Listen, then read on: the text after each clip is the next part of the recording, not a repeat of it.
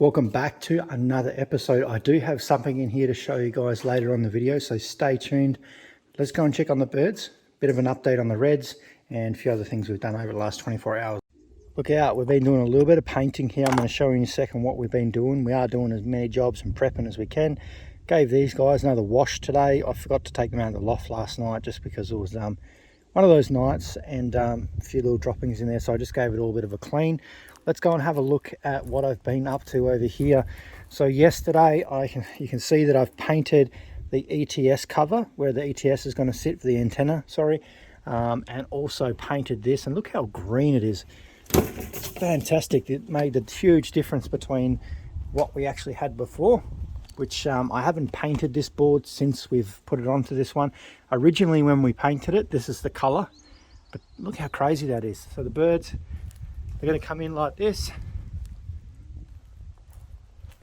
and hopefully it might help. I'm not really sure. This color is not too bad, to be honest, but I noticed that the blue that's on there, that kind of blue, same as the feeder, stands out quite a lot when you're up in the air. Well, I have checked that when we had the drone. You can really see the blue. This is still pretty good. Hopefully, well, the wife likes this color better than the blue. That's why I couldn't change it. Anyway, yeah. Let's get on, have a look on the inside here. I'll put this back up there. I want to get those young birds into a bit of a trapping section a bit later. I was going to do it in yesterday, but I decided not to because they all had their last PMV shot. I was thinking about doing it a bit more, but anyway, we'll jump into that now. Me giving them some shots, and then we'll jump back and we'll do the updates on the red, and we'll have a look at a few other things here. So we have around about 70 to 80 birds to do today. So that's around about that 40 milliliters, which we will put extra in there. I like to have extra, so when you've actually got it upside down and this is in there, that you can still get the vaccine out without getting too many bubbles and stuff in it, which is quite handy.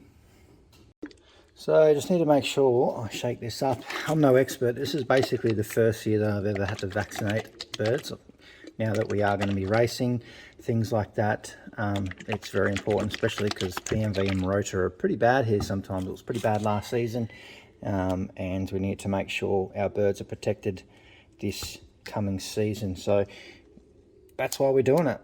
If I'm doing anything wrong or I can do it better, make sure you put those comments down below, because it's sort of a first season. Like I said, I'm not very experienced in doing this, so until I get into a good little bit of a system, this is all we're going to have to do for now. But it takes a while, so it takes a long time for it to suck it out. You can hear it. So we need about 40 mil. We'll put a little bit more in, like I said.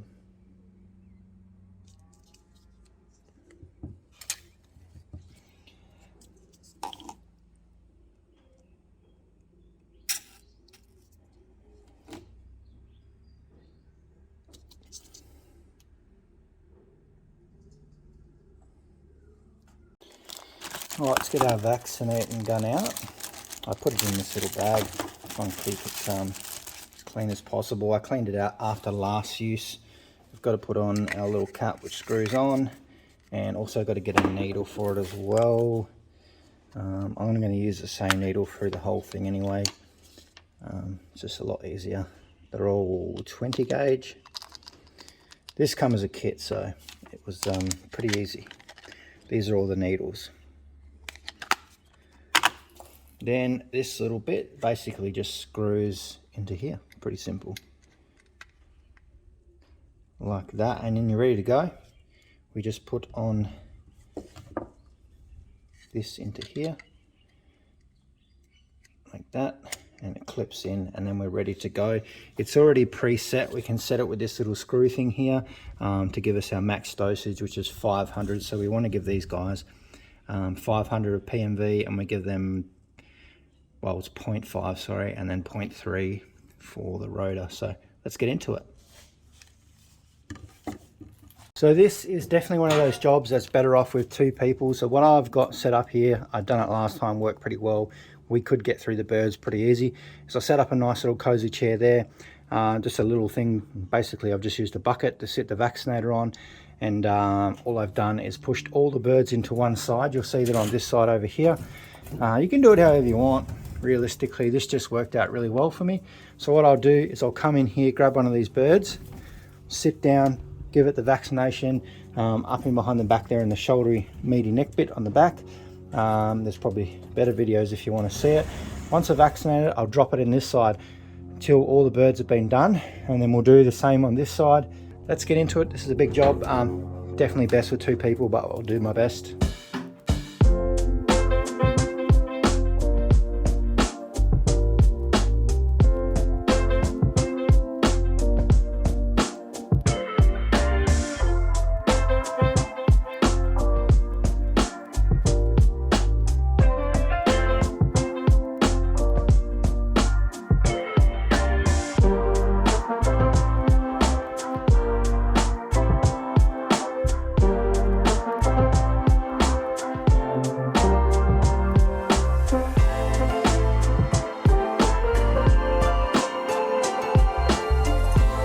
All right, so we're back. Updates on the reds. They haven't come back. I know a lot of people been a little bit disgruntled about it. There was something like 1,500 people that voted on that post, and 93% of those people said yes. Anyone that knows that I didn't breed those reds, I've had problems with them since I've had them. They are a bit older than some of these birds. They're not really young birds, so it was always going to be a battle. So yeah, we've done all right. We've got 3 out there that are pretty good. I'm going to keep a bit closer eye on them. Maybe, yeah, we'll just keep a closer eye on them. They will go back out to that spot, but probably in a week or so. They will do it. I'm going to look at my records. Just haven't had a chance to do it. And just see, I'm pretty sure these 2 might have a similar father. That could explain why they are coming back. I'm just going to have to double check, because we do have the fathers of both these babies as well. So we'll double check and see what's going on there. But at this point, only those 2 have come back, which is I'm not honestly not too stressed. I've had a lot of comments from people saying, like, yes, I know those aren't your family. The family of birds that I have, we really haven't lost any of these birds. So in all the tossing we've done, and the 4 that we did send for 2 seasons of race at my friend's loft that are from the birds that I'm working on, done pretty much 2 full seasons, and we didn't lose them. So yeah, I don't know what's going on there. These guys are all just relaxing today. They're all young birds. They do love tucking in under there still, because some of these are still squeaking a little bit. So they are really enjoying this little bit of a section. You can just see they're just really relaxing today. They like sitting in this little spot here, because you can see that vent behind them. The wind actually comes through. There's this really nice cool draft that comes in right in this floor. So it'll come through here, and it just travels along the ground there. And on days like today, where it is a little bit humid and hot, that's probably why those young birds are hanging around in those positions, because they know it's cool. They're not silly. They are enjoying it. They're all sort of piled in along that back there, getting that nice little breeze, which is it's good to see. They're not silly. The couple of mealies in here are really muscly little birds. There is one blue check, actually blue bar, that's very similar. I want to keep an eye on them. I'm going to be very keen to see how those fly. There's probably 3 like that. They're fantastic looking birds. Actually, yeah, there is 2 main mealies like that, and there's one more somewhere down there. He's off the different father, so he could be a little bit of a trouble bird, but we'll see how we go. We'll just keep an eye on that one. This is a little bit smaller, but then the other ones are from the other cock bird, which I'm fingers crossed that it's not something that's passed down. Hopefully not, because yeah, we don't want to run into that again. Let's have a bit of a quick look in here. You can see how bright that is. And I did give this a bit of a paint too, which is not as easy to see with that bright sun coming in there, but it's looking pretty good. See if we can get it better. It is very bright. It's going to get pretty dirty anyway as the birds start traversing across there and things like that. The only thing I need to do, I've been reading the Federation rules and stuff like that, and one of you watchers did mention it to me, because you fly in the same Federation, is that the ETS needs to stay in here. It needs to be clamped so that it stays there the whole season. So what I need to do is probably put another piece of timber down a bit lower so that we can drop this down enough that these bobs always stay down, because this will have to stay through the whole season. So I do need to get this through, well, basically this whole thing done pretty soon, so that I'll get the birds used to it. So that's going to be shouldn't be too much of a problem really, because it is kind of green and it shouldn't really be too much difference for them. But we just need to make sure that they come across when they hop down onto this. Hopefully we might have to leave the bobs down like one you's mentioned, and that's much appreciated. We might have to leave the bobs down race day so that they slow down a bit, and they do sort of tread onto this. This is only 4 mil, so it's quite thin. The ETS should be able to pick the rings up through here, but once we drop it down a little bit, which will be over the next few days, we'll do some live testing. I'll assign some rings to birds.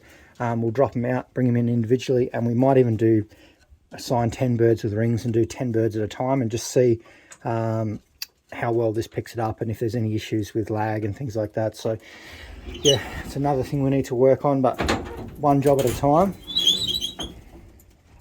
But it's looking pretty good. I don't mind it. We just got to get that down, and it looks nice and bright. I've got plenty of paint there, so we can continue to paint it and keep it nice and shiny and nice and vibrant like that. I don't know if it really makes any difference, but it looks good. And yeah, we'll see how it goes. I'm pretty keen to start testing that shortly. I might even try and get onto it maybe today if I can, actually thinking about it, because I really would like to get some testing done, and if there's any issues we can sort of address that pretty quickly.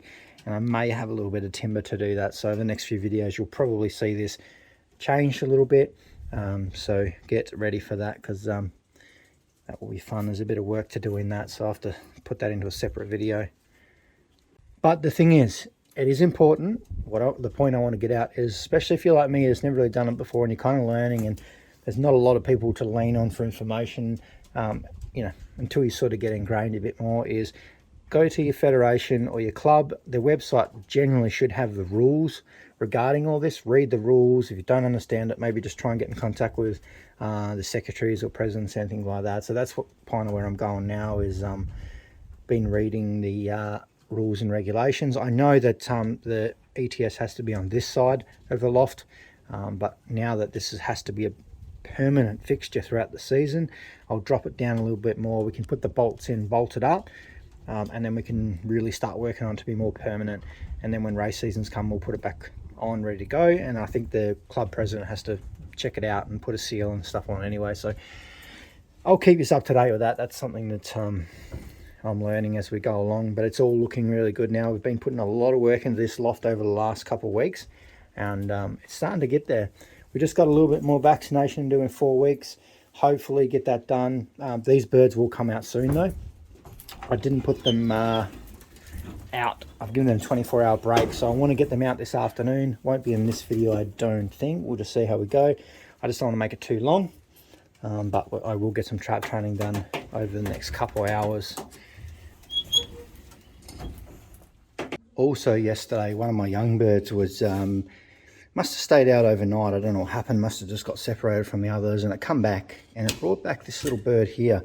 I have contacted the owners of it. It is only a young one. It's a beautiful little bird. I've just got it in here with some food and water, hopefully trying to get some condition on it. It's a fair way away from home actually. It takes the owners probably about an hour and a half to come down and pick it up, and they're on their way now, so they're going to come pick him up, take it back, which is good. It only come into my trapping section. I locked it in there. I could see that it was hanging around trying to come in, and I was like, well, I'll just get it into my little section, and then I'll put it in this little box overnight, and then hopefully it'll get picked up today, which it is. So that's good news. It's only a young baby as well. It's only got the pink ring on it, so it's bred the same as all my ones at the moment, but we're getting that back to its owners today, which is fantastic. And we managed to get this little guy back to his owners. The bird's been missing for a whole month, which is amazing, and it is not sure how it got so far down here and how it survived, but pretty smart bird. The owners are really happy to get it back, and yeah, it's good. It's a long distance bird, and it's bred for some of the races this year that go out to 1,000 kilometers. So it's going to be pretty interesting to see how it goes, but happy for that. I'm going to leave you guys to it. I'm going to go start on the trap section, try and get that ETS set up so we can do some live testing. I'll see you guys in the next video.